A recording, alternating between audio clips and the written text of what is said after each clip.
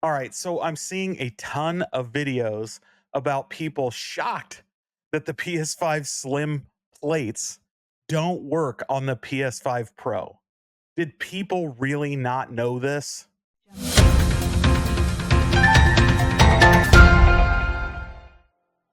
All right, guys, welcome back to the channel. This is James Hates Everything, and I appreciate you joining us today.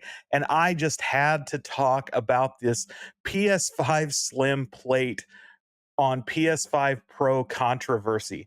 I'm seeing videos all over YouTube. I'm seeing posts on Twitter, on Facebook, on Discord, on Reddit. I am just completely shocked.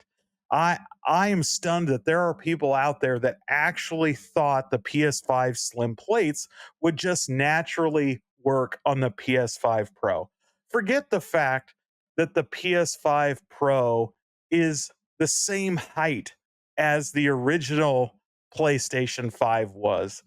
I am not quite sure why people got this impression that the PS5 Slim plates would work on this. Yes, it's true. You can take the PS5 Slim Blu-ray player, attach it to the PS5 Pro, and it will use that same plate on that bottom portion.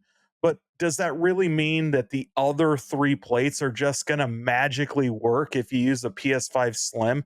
I mean, this thing, the PS5 Pro is 15.4 inches tall, where the PS5 Slim is 14.1. That's an additional inch and nearly 3/4 inch and a half difference between the two.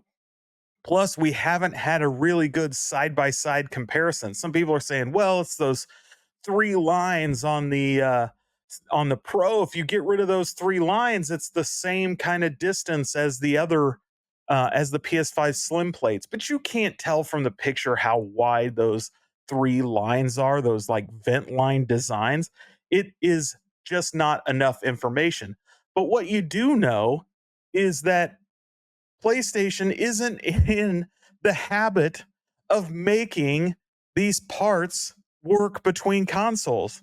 The plates on the PS5 Pro or the original PS5 don't work on the PS5 Slim and vice versa. So why do you think they would actually save you some money by letting the PS5 Slim plates work on the PS5 Pro?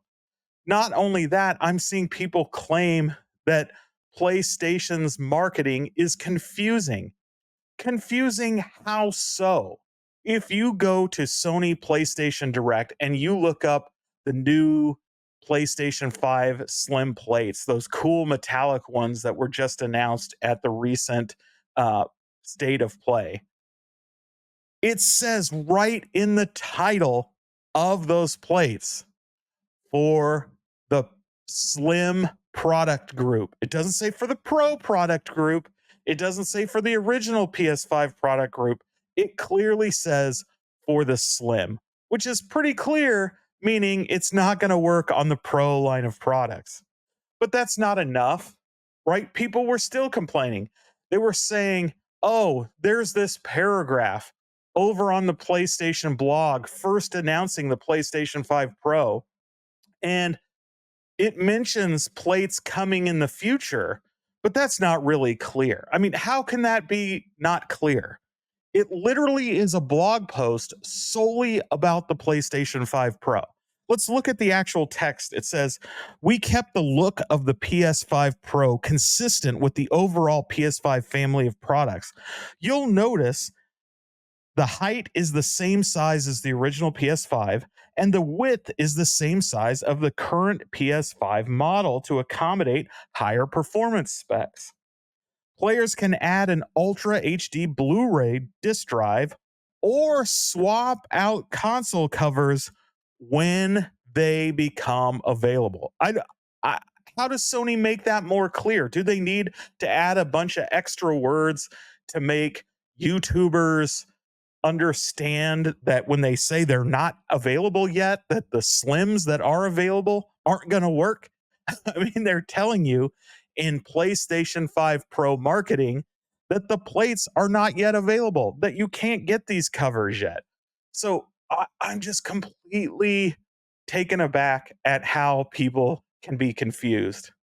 Well, sort of. I mean, clearly, while they said the PlayStation 5 new plates and covers only work for the slim line of products, and in the PlayStation 5 marketing materials, it tells you that there are not yet PS5 Pro covers available. It is confusing in that theoretically, when you look at the two side by side, it's logical. It looks like the spacing is very close, if not exactly the same. Plus, we know the cover to the disk drive is 100% exactly the same.